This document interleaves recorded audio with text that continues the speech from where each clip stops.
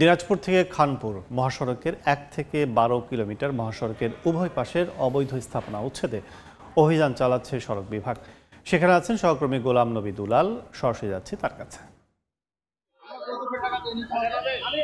দিনাজপুর সড়ক বিভাগের যে গণবিজ্ঞপ্তি অনুযায়ী আজকের যে উচ্ছেদ অভিযান ১ থেকে ১২ কিলোমিটার যেটি দিনাজপুরে যে পুলহাট থেকে আপনার খানপুর পর্যন্ত, সেই উচ্ছেদ অভিযান কিন্তু আপনার সকাল 10টায় শুরু করার কথা ছিল। তারপর তারা 10টা 20-এ তারা কিছুটা শুরু করে আবার স্থগিত করেছিলেন।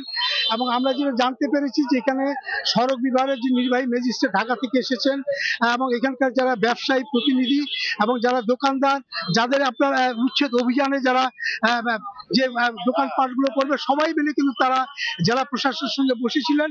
যেহেতু 120 ফিট চওড়া এই রাস্তায় তারা উচ্ছেদ অভিযান করবেন। এই উচ্ছেদ অভিযানে আপনার 1 ঘন্টা পরে আমরা দেখছি যে আবার পুলিশ মোতায়েন করা হয়েছে। এখানে স্কেলেভেটর থেকে শুরু করে সবকিছু আবার মজুত করে আবার তারা শুরু করবেন।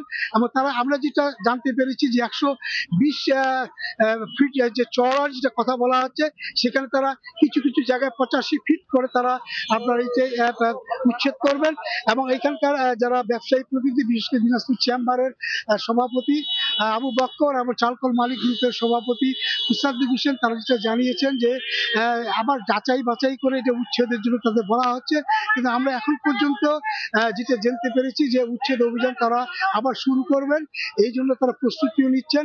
এবং এখানকার যারা পুলিশ, আমরা র্যাব, ফায়ার সার্ভিস থেকে শুরু করে সবার এখানে অবস্থান আমরা দেখছি। অবস্থান দেখে তারা কি আবার তারা 1 ঘন্টা তারা স্থগিত ছিলেন।